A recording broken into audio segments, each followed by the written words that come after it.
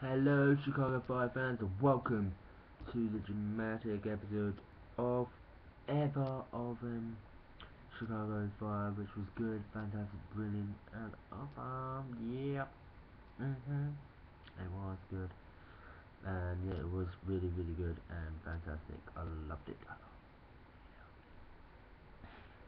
Yeah, I'm reviewing episode 3, which aired yesterday.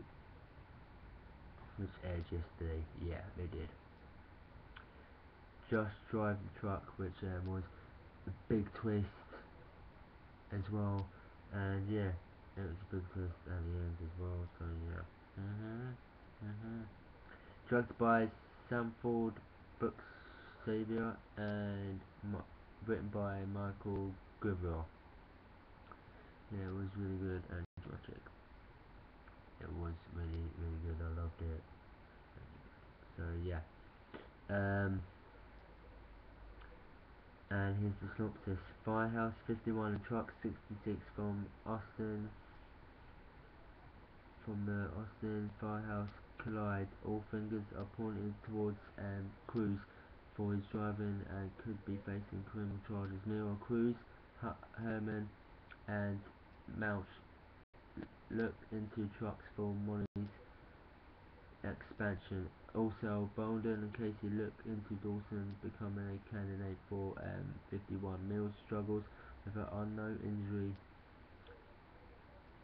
and him to black out. Oh, yes, he did black out.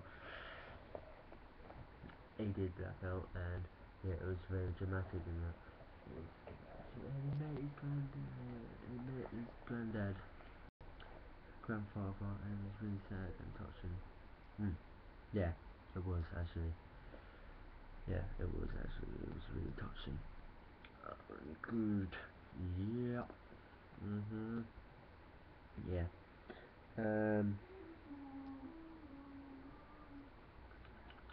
Yeah. Tomorrow I've got more time to watch.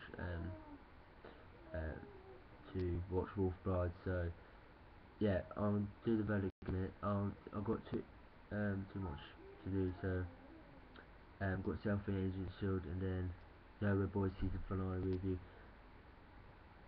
Wolf Blood's reviews will be pushed back tomorrow because I need to do more stuff. So yeah, I've got more time.